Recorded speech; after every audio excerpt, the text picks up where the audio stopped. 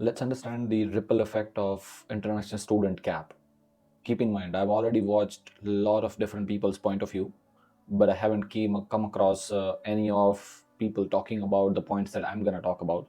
I want to talk about three different effects that this will have on economy of Canada. First of all, let's talk about the giant in the room, the elephant in the room, which is universities and colleges, which are dependent on international students coming in and paying the tuition fees that they're paying, which is 3 to 4 times of any local student. So when the student cap will happen in next 2 years, they're forecasting that there's going to be a lot of deficit in the projections that the universities and colleges have made. The grants that they're getting from government is not enough to cover everything that they have to pay for. So in that case, what will end up happening is it's probably going to be loss in revenue from their point of view that will directly result in layoffs happening in different colleges, universities across Canada. That will have more effect in certain areas like Toronto or GTA, basically, where the influx of student is higher than everywhere else. But it will have a blanket effect all over Canada, especially the towns which are dependent on universities and colleges. They will also see loss in revenue, loss in growth, well, with the growth that they were hoping is going to keep on happening for a long time. That's going to have a cap as well. One of the reasons that they came up with this change is to improve on housing crisis that they're already going through. But one of the reasons I think it's not going to work is whenever you think about housing crisis, it's not a problem that is in effect since last 1 or 2 years. It's been going up and up. The shortage that we are having has been going up and up since last 10-20 years. So when they have a cap on just international students, and it's just a cap, they're not stopping people from coming to the country, it's just going to be limited.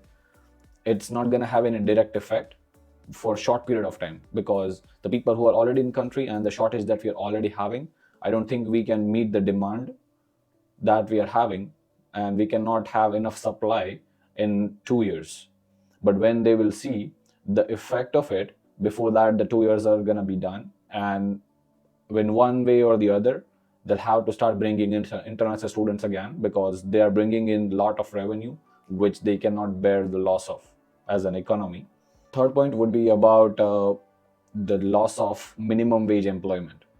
So when you talk about international students, right now, if you go to any minimum wage jobs, the most people working there you'll see will be students, and at the same time they're working part-time, or some of them are allowed to work full-time as well, but they're working minimum wage jobs because that's the jobs they could get when they don't have any skill sets, when their time is limited. So when they're capping the international students coming into the country, when the students are coming in less, then they will see the minimum wage jobs which are entering jobs for the students. They're not going to keep on working for whole life. Those jobs are going to see shortages, because we will not have enough students to fill all the jobs that we are having in gas stations and food joints and grocery stores. Those are the main areas where most international students work. These are some of the things that I was able to think about within 20 minutes of just thinking time. Just imagine that what it could do, and this is a result of taking reactive actions instead of proactive actions, because the government already knew the effect the international students are having on the economy, the amount of revenue that they're bringing in, the amount of labor that they're bringing in.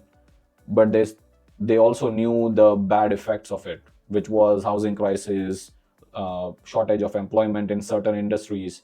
So they already knew, but they didn't take action at the right time. Now they're taking actions, looking at all the problems and crisis we are having. So that is called a reactive action. They're reacting to the situation instead of proactively taking actions on the projections that they've made.